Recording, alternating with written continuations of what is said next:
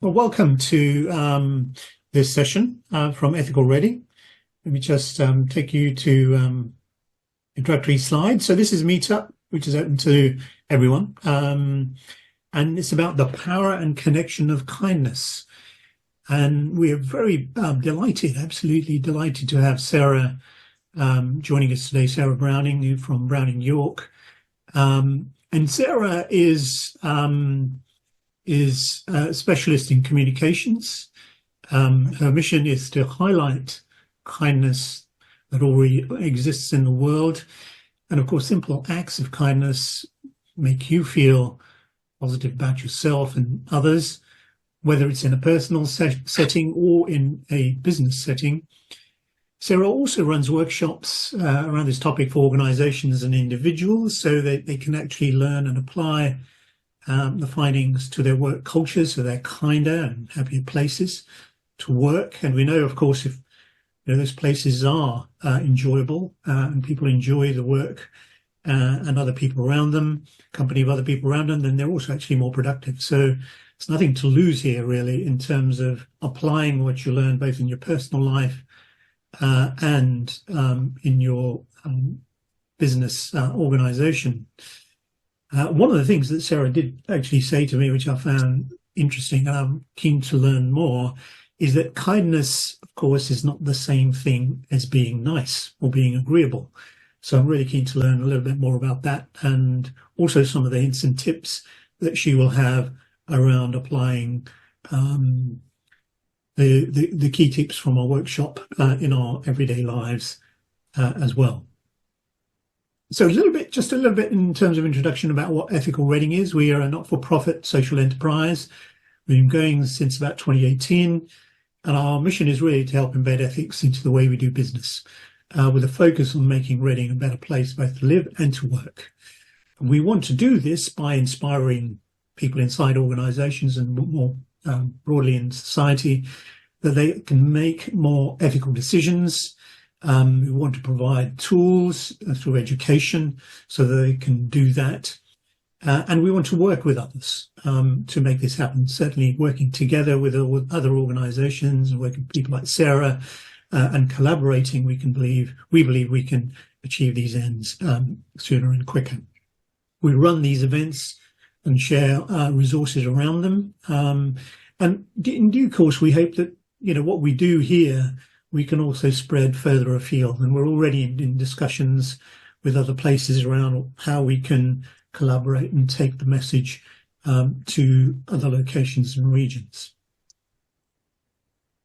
We couldn't do what we do without support from our business partners. So this is just a splattering of some of the organizations that support us and enable us to do what we do. So without further ado, I'm going to now stop sharing the screen and hand over to Sarah. Thank you for that intro, Gerrit. So I'm Sarah Browning, my pronouns are she, her, and I'm a kindness cheerleader and communicator. And what that means is that I am a communications professional by training, so I work with my clients to help them to communicate effectively and strategically and connect with their audiences. And I also run the Time for Kindness programme. And this is something that I set up, nearly 3 years, or just over 3 years ago now, late 2020 at that time when I think we were all just thinking, what on earth just happened? What am I doing? And as part of that, I got to thinking about what was important to me. And I realised that kindness is important to me. And more than that, I believe there is lots of kindness in the world already. We just don't talk about it enough yet. And so I am on a mission to change that and to encourage us all to talk about kindness, to talk about, what is there already in the world. Now, clearly, there is also some awful stuff that's going on. And I am not in any way suggesting that we ignore that. But what I think we do need to do is rebalance the narrative we have about our world and ourselves within it. hence the Time for Kindness programme. And the programme is essentially made up of 3 strands. One is about sharing stories of everyday kindness. So I have a website, we have social media where you can go and have a look at those stories, those everyday stories. We are sharing 1 or 2 a day. And getting a constant stream of them coming in from people. So that's fantastic to see.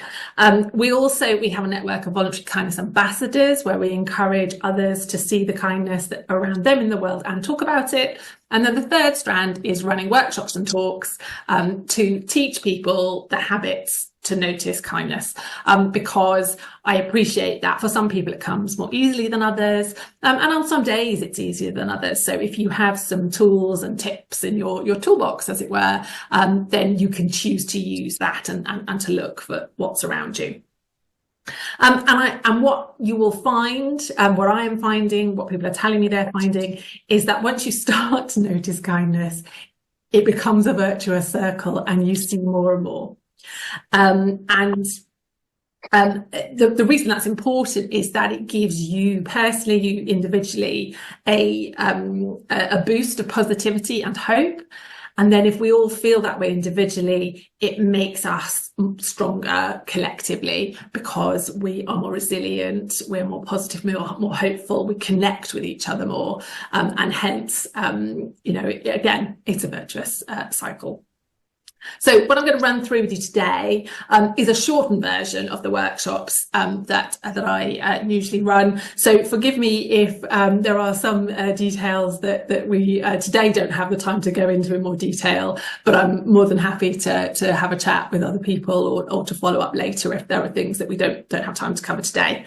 I'm also conscious that you don't need me droning on at you for a long period of time, so we will have 2 breakout groups for you to have your chance to have a say as well. So what we're going to talk about today, I will talk about a few definitions of kindness so that we know what we're talking about, and indeed what we're not talking about. A little bit about why kindness matters, and I shall share a few research stats and so on with you there. And then we'll move on to thinking about, well, what does kindness look like in practice, and some tips for noticing kindness. And those bottom 2 bullet points are the points where we will have breakout breakout rooms, and you can have chats amongst yourselves as well. So how would you define kindness? Now, that's not a trick question. You will find, if you research definitions of kindness, which I have, that there isn't a single definition. So I just wondered whether 1 or 2 of you, I invite you to kind of come off mute and just give us your thoughts on how you would define kindness. Don't be shy, it's not a trick question. Thinking of others. Sorry, say that again. Thinking of others. Thinking of others. Yeah, that's a great one. And thank you for getting the ball rolling as well. Anyone else? Being honest. Being honest. Fantastic. Great. I would also say being thoughtful. I took on board what Gabrielle said. It's not necessarily about being nice, but I think being thoughtful for me. Yeah, sure. Fantastic. Thank you. I think that's quite important, isn't it? It's thoughtful of the other person's feelings. Yeah. So it's being nice, but in a kind way, which is pretty much, doing the right thing, and always thinking, putting yourself in other people's shoes and thinking, would I like that to be said or done to me, before you actually do it and say it to others. Sure. That's a great summary, I think. Yeah, great. It's almost as if, James, you have seen my slides. Okay, so that's brilliant. Thank you, everybody, and thank you for pitching in your thoughts. As I say, genuinely not a trick question. There are lots of definitions, but there's a few here that I have just picked out to share with you. So the Mental Health Foundation define it as choosing to do something that helps others or yourself, motivated by genuine, warm feelings.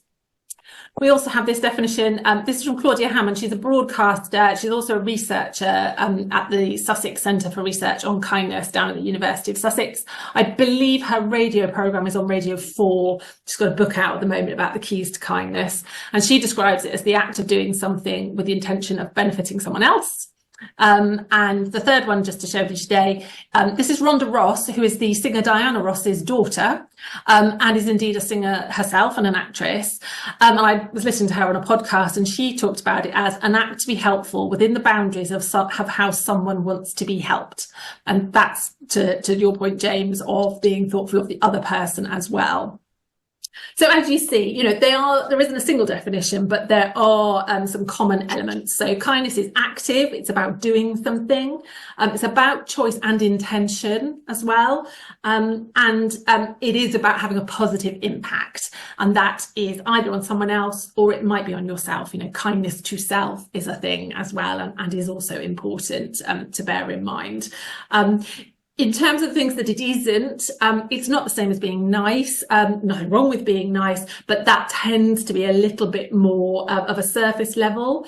And you can be kind and have difficult conversations. There are ways to, for example, in a work situation, if you've got somebody in your team who's perhaps not, delivering, it isn't kind to let them continue to fail, and it's not kind to the people around them. It'd be a difficult conversation, but there are ways to do it, to bring in kindness. And the way you can do that is to bring in, as we've said, some of the kind of thoughtfulness, intention, and how to have it in a positive way.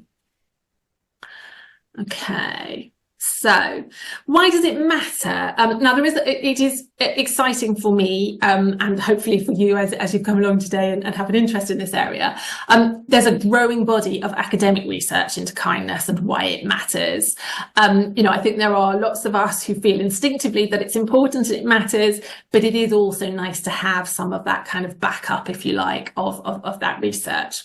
And I've just, again, pulled out a few to share with you today. Now, you'll have to excuse me because I'm not a researcher myself, so I will be having to look at my notes to read these to you because I've not necessarily committed them to memory. But in terms of why it matters, because it increases certain things and it decreases others. So kindness increases things like oxytocin and serotonin, and they are often known as the happy hormones. And they are linked to the decrease in blood pressure in the following way. So a researcher called Dr. David Hamilton did some research that showed that kindness creates a kind of emotional warmth, he describes it as, which releases these hormones. And oxytocin in particular then causes a chain reaction to release another chemical called nitric oxide, and that dilates blood vessels. And hence it has that, not just that emotional positive impact, but it has a physical impact on you as well.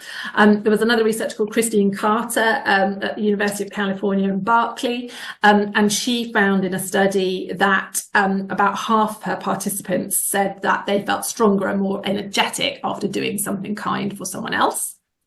The increase in job applicants comes from a study done by the Born This Way Foundation, and they're all about mental health in younger people. And they did a survey with some young people between the ages of 18 and 29, and they found that 77% of those respondents were more likely to apply for a job posting that listed kindness as one of the values of the organisation. And I think we've probably all seen there are increasing numbers of organisations that talk about kindness, and we're all getting, I think, a little bit braver about talking about it. But again, it just shows how important it is if you run a business to be very open about it.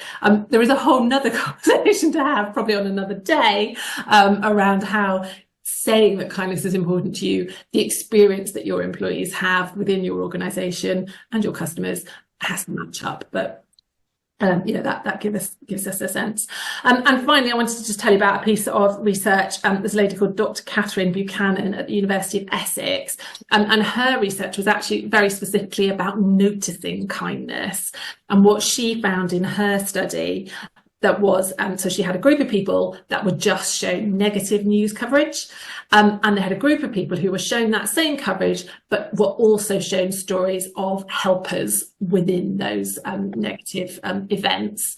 And what they found was that the people who saw the stories of the helpers as well reported far fewer negative emotions, and they felt much more positive and upbeat as a result of what they had seen.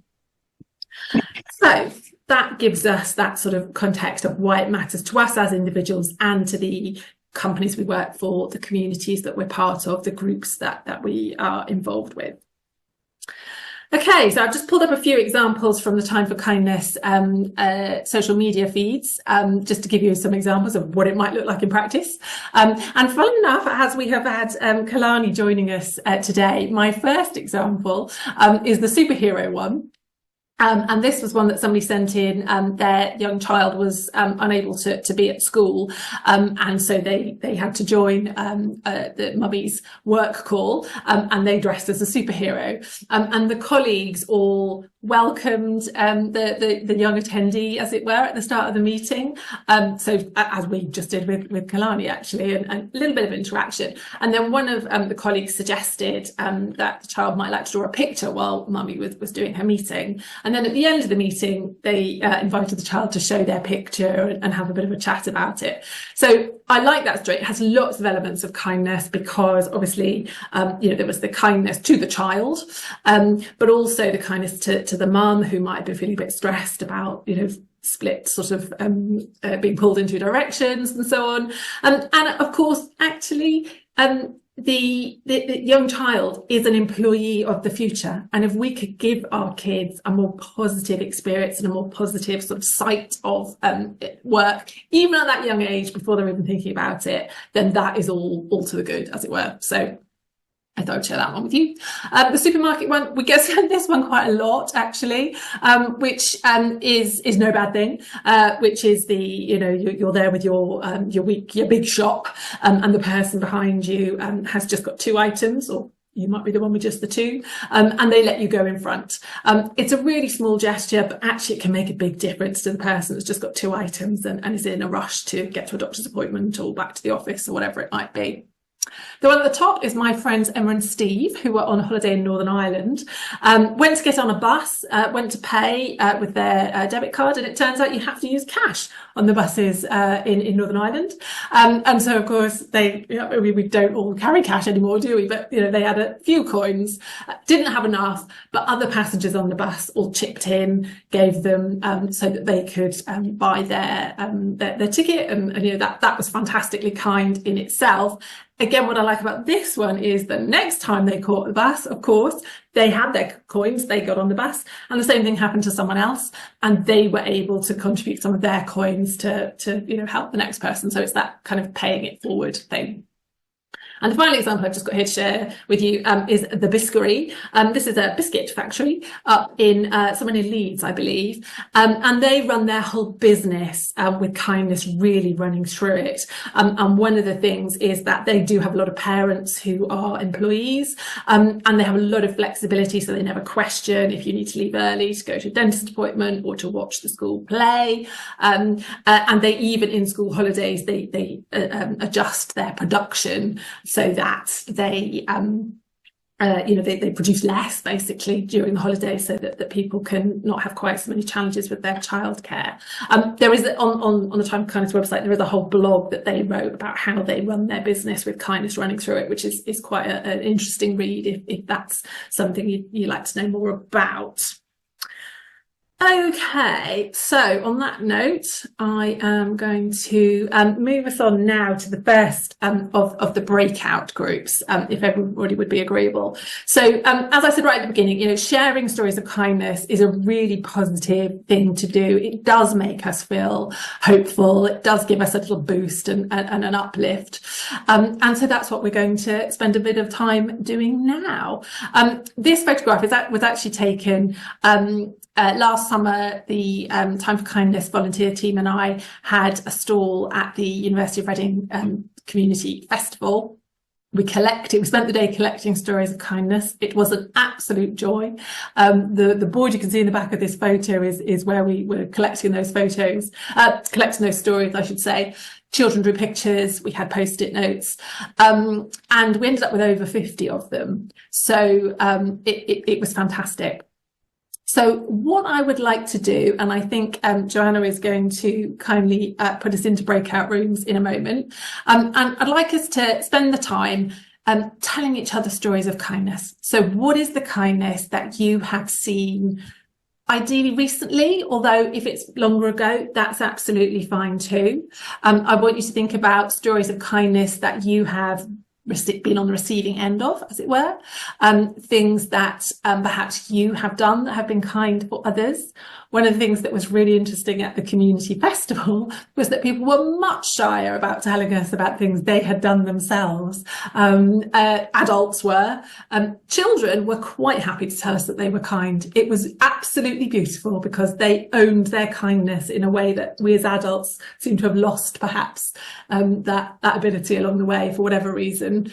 But yeah, so think of things that you have done, things that you have been on the receiving end, things that you have witnessed somewhere else. It might be in your work setting, it might be in your home, it might be out and about in public. There are no boundaries around it, other than to say, talk about the positivity and the kindness, and perhaps just sort of pay attention to how telling those stories is having an impact on you. Okay.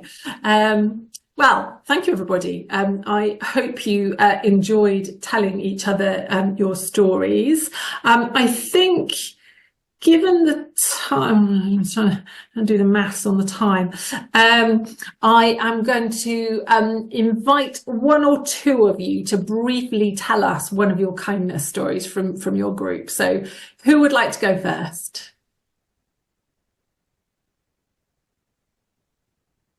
Oh, you're a shy lot. So, Sarah, I didn't say my story because I didn't have time. Perfect. There we go.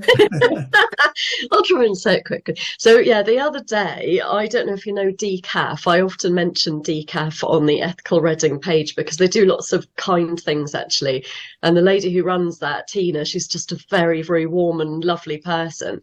And I went in there because I wanted to refill my stuff for my washing machine, my detergents and stuff. And I went in and she looked at me and she said, something's not right with you. What's going on? And I started to say, oh, I've just had some really bad news. She's like, okay, tell me about it. I'm going to make you a chai. And she made me a nice fresh chai with freshly grated ginger while I offloaded onto her and was just just listened really and just nodded. And then I tried to pay her and she refused. Absolutely, I'm not going to take payment for that. I made it for you because I wanted to, which was so nice. And just that made me feel so much better. And then a little addition onto that is a woman was there with her little girl while we were chatting. And before they left, she came up to me and said, can I give you a cuddle? And this little girl gave me a hug. And it was like, oh my goodness. And I walked out of there feeling so much better, really. I mean, it was transformational. And it's just, just people taking those moments to just be kind, really. It really, really did make a difference to me. Yeah. Fantastic. Thank you for sharing that with us. It's a great example. And you're absolutely right, that idea that kindness is somehow a bit weak and fluffy. Stories like yours really show that it's not. Kindness is powerful because it connects us, and it connects us as human beings. And it's those kind of moments which, like you say, you felt listened to, you felt heard, you sort of had that moment, and that can make a huge difference. So thank you for sharing that. I think we've got time for one more example to be shared. Who's going to be brave and speak up? I nominate James because he said something really interesting. Oh, unless Ian wants to say it, because I appreciate a nomination. Well, what is it? I said a few things. What was it, Catherine, that you thought might be nice to share with everyone else? About the animal one, because I thought that was really interesting. So that's not something we've covered. Oh, I think it's just, I think as I said, all creatures are here, are entitled to life, and so my natural tendency since I was a very young child, I remember being 4 years old, as I said, if you see a tiny little creature in need, is help. I see, for example, ants in my kitchen, trying to swim and drowning in water. So I'd go and remove them and puff on them to dry them up, or see on a public loo, as I said, there's fly or something in someone else's poo. You still go and remove it and think it has another chance of life. For some reason, I came across. That's why I became a Buddhist many years later, because that's my natural tendency. I was very happy to see there's actually an official religion that does defend and sustain that. People think, oh, you're a Buddhist, so you think all animals are all life is precious, but I think it's the other way around. That was my innate nature. So I was happy that actually there is an official religion throughout millennia that's grown in that direction. Fantastic. Yeah, that's another great example. That is, kindness, isn't it? My husband tells a great story of when his sister was little. He's quite a bit older, and she was worried because there was a bee in a puddle or something in the garden, and they went and got her spade and scooped it out and so on. It is often a way that young children are sort of drawn to kindness, and a way for them to learn. We get quite a lot of time for kindness related stories to do with animals, actually, which is great to hear. And a little bit of a hot off the press tip for you all. I write a monthly kindness column for Wokingham Today and Reading Today, and my topic for my next one is going to be animals and kindness. So yeah, thank you for bringing that one up. That's great. But yeah, don't tell anyone because I haven't written it yet, but it will be out in a couple of weeks' time. Okay. May I just add that I think that's something that we're also talking in our breakup, and not didn't go further into that. But yeah, as you said, kids. I think you get a group of toddlers together. They don't care what color is the skin of the other, what gender, what clothes they have on, where they come from, isn't it? They are natural, kind to each other. You see another human being there. And I think we could learn a lot from children in that way as well. Yeah, it's often the way. And in fact, Claudia Hammond, who I mentioned in the definitions on one of my earlier slides, she, I'm not sure if it was her piece of research or I've just heard her talking about it, but she talks about, there has been research done into, toddlers and how they will go and help somebody that needs help, and things like, even if they're doing something really fun, if they can see that somebody is in distress in some way, they will stop and go and help them. And they've done some research to show that you can sort of put a box or something they have to clamber over to get to the person that needs help, and they will still do it. And yeah, somewhere along the way, for whatever reason, we not necessarily lose that instinct, but I think we lose somehow that sort of natural way of following that instinct. Yeah, I think we can learn some of those things, and that's my mission, to encourage everyone to see that actually there are lots of people who are still kind, and we need to focus on them more than the ones that aren't. So in our next breakout session, we are going to think about some of the things that we can build as habits in our lives to help us notice kindness more often, because it can be quite easy in the current world in particular to have too much attention put onto negative things, and then that becomes a bit of a downward spiral. So I'm going to share a few tips that you can apply for yourself for seeing kindness in the world around you more often. And like I said at the beginning, if you have some of these things in your sort of toolbox, then they are things that you can choose to use as and when, either every day or if you're having a day when you're feeling a bit low. The first tip I would give you is to be really conscious of your thoughts and interpretations of situations. So one of the stories that we had sent in a few years ago was somebody who was trying to come out of the doors of a shopping centre, and people were flowing through towards them, and they couldn't get out. But then somebody did stop and waited, and they were able to get out of the doors. That kindness of that one person was the story that we shared. It would be really easy to think, oh, nobody stops these days, but one person did. One person was kind. A tip for seeing more kindness is to be conscious of your own thoughts. And if you catch yourself going down more of a negative stream with your thoughts, then to make that conscious choice to stop and reframe and think, is there a different way of looking at this? Is there some kindness here that I can look at and see and feel hopeful with? Another tip is to create reminders of what's out there, so you've got something that you can turn to on darker days, because there are days when it is harder than others to see what's out there. And if you have a reminder that you can turn to really easily, it just makes it easier for you to sort of flip that switch and start to think, notice that positivity again. It could be anything. I would put in a suggestion as that you bookmark Time for Kindness, because we do have lots of examples there. So that's a quick and easy way for you to see some of those stories. But it might be something like a post-it note up next to your desk, by the kettle, somewhere that you can see it really easily to remind yourself. It might be a voice note on your phone, if that's something you work with. It doesn't really matter what that reminder is, but it does need to be something that works for you. And the third tip I would give is about being kind to yourself, because it is much easier to see things elsewhere in other people if you're experiencing it yourself.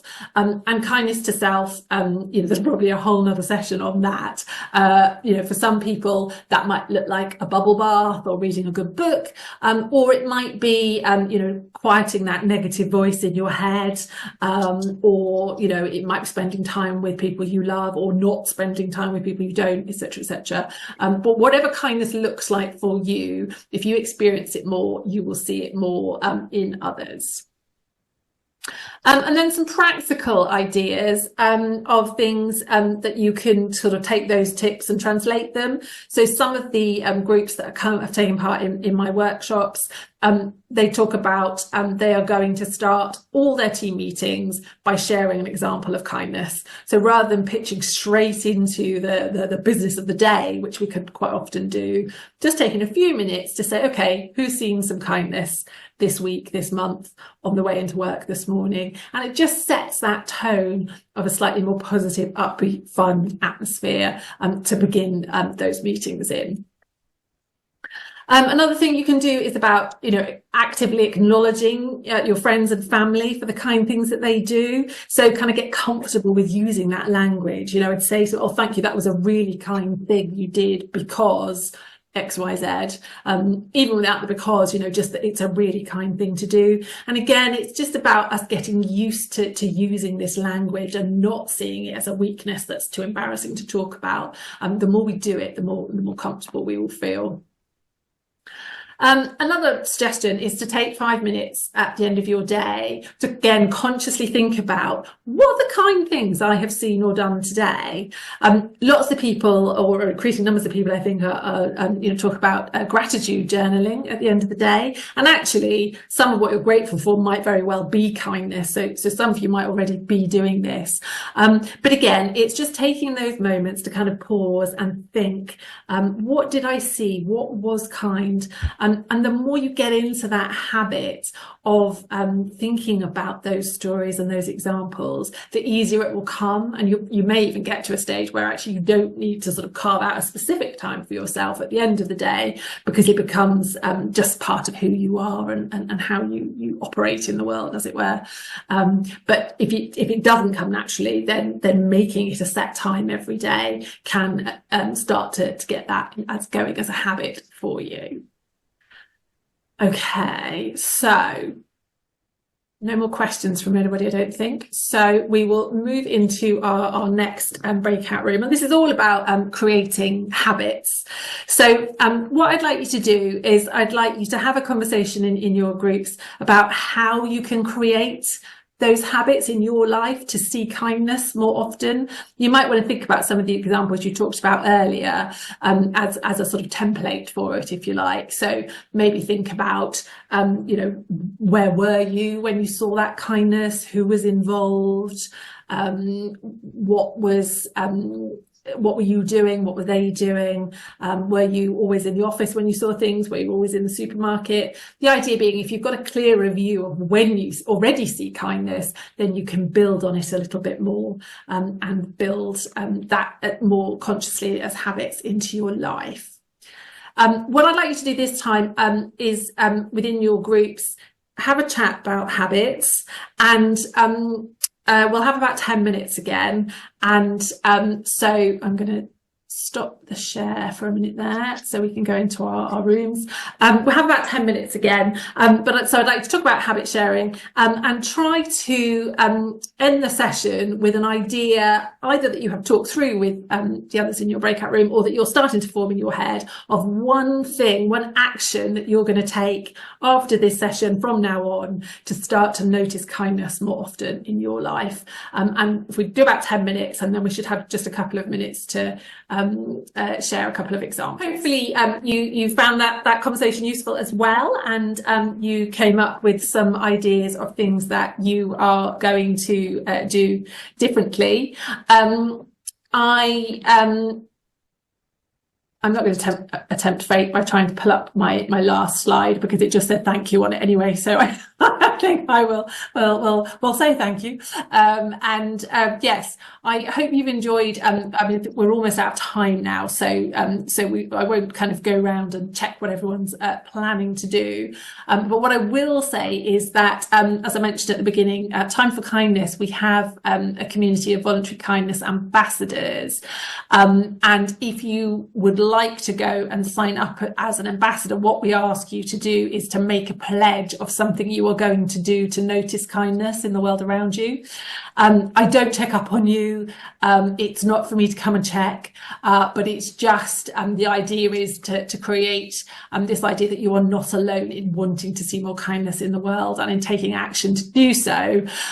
So I invite you, if you would like to do so, to go to timeforkindness.co.uk. And under the services section, there's a page about the ambassadors, and you can sign up there and put in the action you've just been talking about in your breakout groups, to make that little commitment to yourself.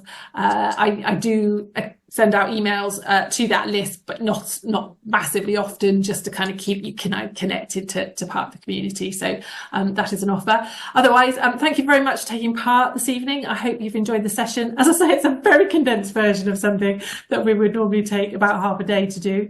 Yes, thank you for taking part in the conversations. And Karen, bless you. I think you've got your hand up, even despite bless you. And so I'm just not quite technical enough to do the thing.